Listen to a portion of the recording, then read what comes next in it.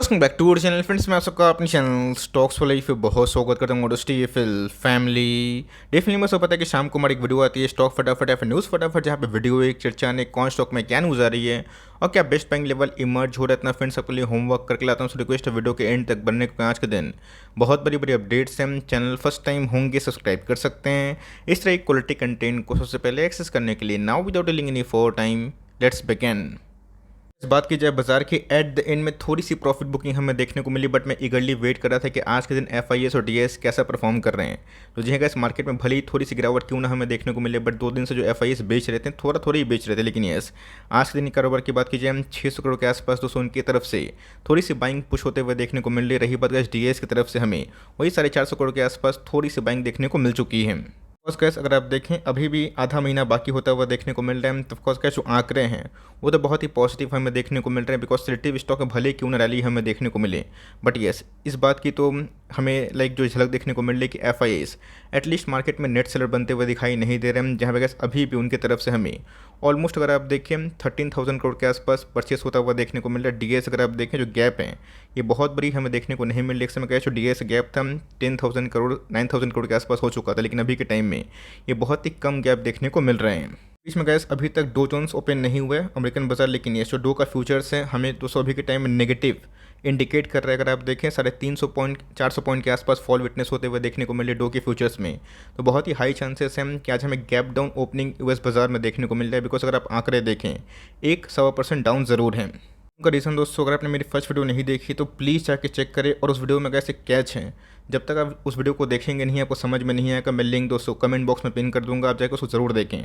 और अगर आप देखें तो पता है कि आज के दिन फेडरल रिजर्व की मीटिंग में नहीं बोलूँगा, लेकिन यस उनकी थोड़ी सी जो बड़े बड़े ऑफिशियल्स है उनके संग एक गेट टुगेदर हमें देखने को मिल रही है, जहाँ पे फिर से जो रेट हाइक होने वाला है दिसंबर के मिड में उसको लेके थोड़ा कंसर्न होता हुआ देखने को मिल रहा है। तब कोर्स गैस जो फेड के गवर्नर हैं उनके स्टैंड के अकॉर्डिंग 50 बेसिस पॉइंट के आसपास शायद से बढ़ोतरी हमें देखने को मिल सकती है, लेकिन वो कंफर्म नहीं है।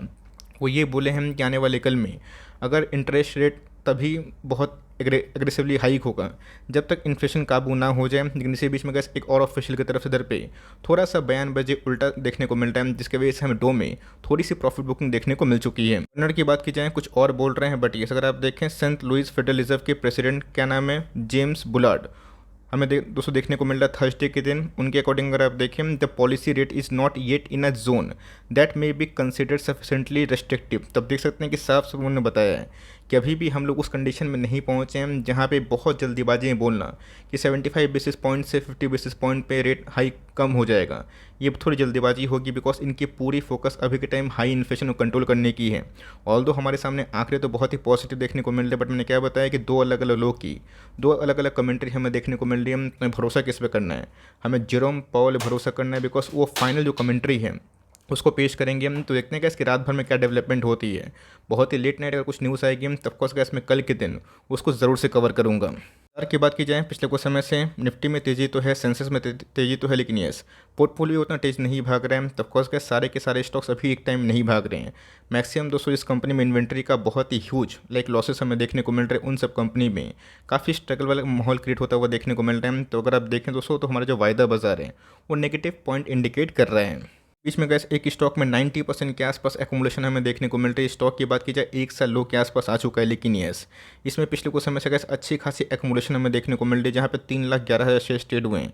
और उसके अगेंस्ट में अगर आप देखें तो 2,81,000 2,81,000 शेयर्स को डीमेट में ले जाएगा। इसका मतलब गैस आज हमें 90.20% के आसपास एक अच्छी खासी एक्यूमुलेशन देखने को मिल चुकी है। स्टॉक का नाम अगर आप देखें हाउसिंग फाइनेंस की एक बहुत ही अच्छी कंपनी है, जो मुझे लगता है कि आने वाले कल में कैसे बहुत ही अच्छा पोटेंशियल लगती है। अब हाउसिंग फाइनेंस की कंपनी है तो साफ आपको पता है कि रेट अगर हाइक होगा इनको पीछे से गैस पैसा बहुत ही महंगे भाव पे मिलेगा, और उससे इंपॉर्टेंट जो डिमांड टूट रहा है। सिंपल सी बात है, रेट हाइक करने का मतलब क्या होता है कि डिमांड को तोड़ो। बिकॉज रेट हाइक अगर होगा तो लोग थोड़ा सा कम लोन लेंगे, लोग थोड़ा सा कम घर परचेज करेंगे, घर कम परचेस होगा तो पेंट की इंडस्ट्री में इम्पैक्ट पड़ेगा। बात की जाए और भी जितने भी गैस हाउस मेटेरियल वाली कंपनी है उसको इम्पैक्ट पड़ेगा। इसीलिए गैस पिछले कुछ समय से अच्छे नंबर्स देने के बावजूद भी सारे के सारे हाउसिंग फाइनेंस के जो स्टॉक्स है वो बहुत ही करेक्ट हो रहे हैं। फर्स्ट टाइम है बिल्कुल भी नहीं गैस। इसके पहले जब हाउसिंग कोलैप्स हुआ था 2008 में, ऐसे बहुत सारे स्टॉक्स हैं जो 1 साल लो पे आ गए थे और उसके बाद हमें 10 साल की अच्छी खासी बुल रन रैली देखने को मिली थी। तो कंपनी बहुत ही अच्छी है, बट मैंने क्या पता है, साइज़ अगर आप देखें 15,000 करोड़ के आसपास की मार्केट कैप है। एक समय गैस इनके जो प्राइस टू अर्निंग है वो 70 के आसपास थे, जो भी के टाइम में 40 के नीचे हो चुके हैं। टॉप लाइन बहुत ही अच्छे थे, बॉटम लाइन गैस मुझे उससे भी अच्छे लगे ऑनगोइंग कंडीशन को देखते हुए। आपके पास एक कंपनी होल्ड करें, बिकॉज अभी के टाइम में गैस मिड कैप और स्मॉल कैप में वो रौनक हमें दिखाई नहीं दे रही। बाद दोस्तों दीपक नाइट्रेट को लेके इधर पे एक मोतीलाल ओसवाल की होल्ड रेटिंग हमें देखने को मिल रही है। बट टारगेट प्राइस की बात की जाए मौजूदा कंडीशन से कैसे 10% डाउन दिखाई पड़ रहा है। टारगेट की बात की जाए 1900 के लगभग उन्होंने बताया है। कैसे बहुत लोग प्रॉफिट में होंगे जो पहले से इसको लेके रखें, और जिन्होंने कैसे हाल फिलहाल में 1700-1800 में लिया था वो भी थोड़ा सा प्रॉफिट में होंगे। बीच में कैसे स्टॉक भाग के 2350 के आसपास गया था, बट नंबर्स थोड़े से वीक थे, जिसकी वजह से हमें नेक्स्ट डे ही 10% के आसपास इंटरडे लगभग लो टच होता हुआ दिखाई पड़ा। ऑल्दो गाइस आज भी हमें एट द एंड में सडन गिरावट दिखाई दी है। जिनको निकलना है वो निकल सकते हैं, आपकी मर्ज़ी की बात है। बिकॉज मैंने क्या बताया कि 10 लोग हैं, 100 लोग हैं, सबका नज़रिया अलग है। कोई शॉर्ट टर्म वाले हैं, कोई मोमेंटम वाले हैं, कोई स्विंग वाले हैं, कोई बहुत ही लंबे अवधि के प्लेयर हैं। तो सबको अगर 200 नज़रिया अलग अलग होते हैं। अगर आप लॉन्ग टर्म अपने आप को कंसिडर करते हैं तो जी गैस कभी कभी ऐसा होगा कि 3-4 बार आपको स्टॉक थोड़ा सा निराश करेगा।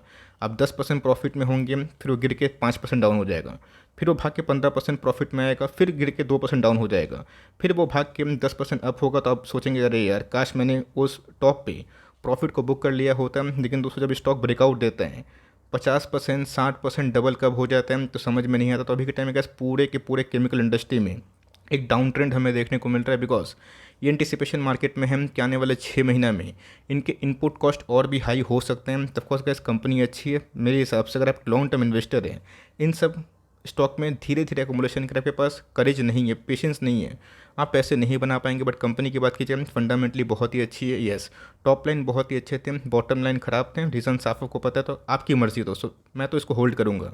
और निचले भाव पे 2000 में खरीदने का मौका मिलता है तो वहाँ पे चाहे तो थोड़ा थोड़ा एकोमुलेशन आप कर सकते हो। बात कीजिए बालाजी अमाइंस की, आपको पता है कि एक ऐसी कंपनी है जिन्होंने कहा इस हर एक फ्रंट में अपने पीयर्स को कोसों दूर से हाथ हिला के सबको चौंका दिया। रीज़न क्या है? बिकॉज गैस आज से 8 साल पहले ये हर साल 30 से 35 करोड़ के आसपास प्रॉफिट करती थी।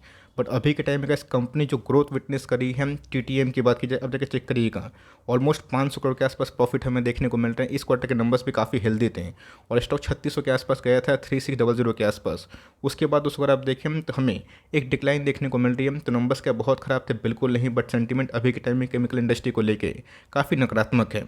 नकारात्मक इसलिए बिकॉज वर्ल्ड में अगर रिसेशन अगर होगा, थोड़ा सा हावी कंडीशन होगा और अगर सप्लाई चेन का इशू अगर कंटिन्यू होगा तो ऑफकोर्स इनपुट कॉस्ट इन सबको बहुत ही निराश करेंगे। बट दोस्तों जब कोई कंपनी में प्रॉब्लम होती है तो ही आपको डिस्काउंट पैसे मिलता है, इस बात को समझिए।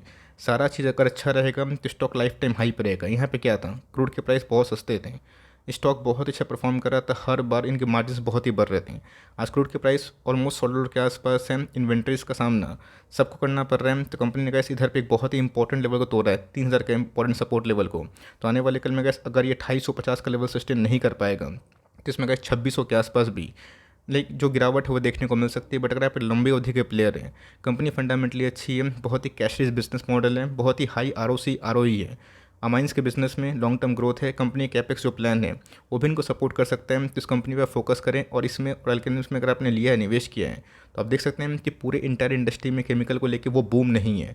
आपको टाइम देना पड़ेगा। अगर पीआई इंडस्ट्रीज एसआरएफ गिरेंगे तो छोटी मोटी कंपनी में और भी गिरावट होगी। बट 22 के पी पे गैस मुझे कंपनी ठीक ठाक रीजनेबल वैल्यूएशन में दिखाई पड़ती है। एफसी की बात की जाए, जिन्होंने गैस पेशेंस दिया, टाइम दिया, उनके पैसे बने। आज भी गैस आईआरएफसी में हमें 8% के आसपास तेजी विटनेस होते हुए देखने को मिली थी। बट एट द एंड में थोड़ी सी प्रॉफिट बुकिंग देखने को मिल चुकी है। Gas multiple time frame breakout हमें देखने को मिलता है। ये क्या होता है, जब वीकली, डेली और मंथली चार्ट में कोई कंपनी तोड़ के निकलती है उसमें ब्रेकआउट की कंडीशन बहुत ही इमर्ज हो जाती है। तो आईआरएफसी गैस एक अच्छी कंपनी है। अगर आप देखें उस सेंस में, अगर आपको छोटे प्राइस में निवेश करना है तो बीच में गैस स्टॉक गिर के 19-20 के आसपास भी आया था। जिन्होंने सही टाइम पे लपका होता, पेशेंस दिया होता, उनके पैसे बने। जिन्होंने कुछ नहीं भी किया, बस आईपीओ से होल्ड रखा, तो उनको डिविडेंड मिला 12% के आसपास। एप्रिसिएशन भी हो रहा। तो एक समय का सारे स्टॉक नहीं भागते हैं, हर एक स्टॉक का टाइम होगा। कभी आईटी भागेगा, कभी बैंक भागेंगे, कभी कंज्यूमर वाले स्टॉक्स भागेंगे, तो कभी रेलवे भागेंगे। तो ऑफकोर्स कैसी कंपनी अच्छी है। बट यहाँ पे बहुत ही हाई निवेश मत करिए। आपके पास ये कंपनी है तो होल्ड करें। फ्रेश एंट्री अगर आप करना चाहते हैं तो 2% के एलोकेशन के साथ आप धीरे धीरे कर सकते हैं। उस केस में जब आप इसको लॉन्ग टर्म में होल्ड करने की क्षमता रखें, अगर आप एक डिविडेंड लवर है तो। तो इसकी बात की जाए तो जिनके अगर 1550 का लेवल सस्टेन नहीं किया तो आने वाले कल में गैस बहुत ही हाई चांसेस हैं 1520 के आसपास और 1480 के आसपास ये लेवल्स हमें देखने को मिल सकते हैं। तो इसकी बात की जाए, आपको पता है बीच में गैस वेरिएबल पे कट हमें देखने को मिला था, जहाँ बहुत सारी कंपनीज़ ने अपने एम्प्लॉय को थोड़ा सा कम करने के लिए, मार्जिन्स को इम्प्रूव करने के लिए वो सब टिप्स अपनाया था। तब ऑफकोर्स का इन्फोसिस का नाम उसमें हमें दिखाई पड़ रहे हैं। कंपनी फंडामेंटली अच्छी है, बताने की आवश्यकता नहीं है किस कंपनी में करना है कि आपके पास कंपनी है होल्ड करें। और स्टैगर्ड बाइंग अगर आप चाहें तो धीरे धीरे हर महीना, जब मैं बोलता हूँ धीरे धीरे हर महीना, तो आपको हर महीना सोचना पड़ेगा। आप डेली स्टॉक नहीं खरीद सकते हैं, आप उसको फोकस में करें, रिटायर पर रखें, और जो स्टॉक आपको बहुत ही अच्छे लगते हैं, जिसका आप तसल्ली से वेट कर रहे थे लेवल्स पे, उसको ऐड करें। वरना अगर आप हमेशा डेली स्टॉक खरीदेंगे वो पॉसिबल नहीं है, बिकॉज हमारे पास लिमिटेड फंड होते हैं। आप महीना महीना बांध लें कि मार्केट आज डाउन है या अभी के टाइम इंडेक्स परफॉर्म नहीं कर रहे हैं, लेकिन लॉन्ग टर्म में परफॉर्मेंस होगा। तो यहाँ पे कैसे एक्मुलेशन में फोकस रखें, बिकॉज मार्केट अभी के टाइम में रेंज बाउंड होने के संग डाउन ट्रेंड किस में है, मिड कैप, स्मॉल कैप और जितने भी नॉन इंडेक्स के स्टॉक है उनमें। सुपर मार्केट की बात की जाए, कल लेट नाइट ऑल्सो मैंने इसको लेके वीडियो बनाया था, जहाँ पे एक्मुलेशन दबा के हमें देखने को मिल रही है। 15-16 दिन हो गए दोस्तों, आज भी एक्मुलेशन 60% के आसपास है। मैंने एनएससी में चेक किया था। और कंपनी की बात की जाए, हाईएस्ट एवर रेवेन्यू के संग हाईएस्ट एवर प्रॉफिट दर्ज की, उसके बावजूद भी स्टॉक गिर रहे हैं। और गिर रहे हैं, हम लोग के पास का कोई भी रीज़न नहीं है इसको बेचने का। यस, बस हमेशा इस बात को ध्यान रखिएगा। अच्छे नंबर के बाद स्टॉक गिरता है, डिलीवरीज हाई होती है, तो वहाँ पे एक्मुलेशन होते हैं। भले आप ना करते हो, आप पैनिक करते हो, आप भले टॉप पे खरीदते हो स्टॉक के रैली के बाद, लेकिन जिनको रैली के पहले पार्टिसिपेट करना है उनको हमेशा से थोड़ा थोड़ा बाइंग करते रहना पड़ेगा। कंपनी फंडामेंटली अच्छी है कि आने वाले कल में टिकेगी नहीं, ऑफकोर्स टिकेगी, क्या कोई बिग बाजार नहीं है। जिनके वैल्यूएशंस नेगेटिव, मतलब जिनके आरओई नेगेटिव में है, हाई डेट हमें दिखाई पड़ता है। ऑलमोस्ट डेट फ्री कंपनी है, 700 करोड़ के आसपास डेट। कंपनी की साइज़ के अकॉर्डिंग कुछ भी नहीं है, कंपनी काफ़ी कैश रिच है, एक्सपेंशन प्लान भी काफ़ी अच्छा है। तो यहाँ पैनिक ना करें, और निचले भाव मिलता है उसको धीरे धीरे उठाइए। अब ऐसा नहीं उठाते उठाते आप कंपनी को 15-20% कर लें, बट जो आपके पास मतलब जो आपके पास सफिशिएंट क्वांटिटी होनी चाहिए अकॉर्डिंग टू यू, आप उसको कंटिन्यू कर सकते हैं। कंपनी ख़राब नहीं, बहुत ही अच्छे, और नंबर्स भी आने वाले कल में और भी अच्छे आएंगे, बट आपको तसल्ली से वेट एंड वॉच करना पड़ेगा।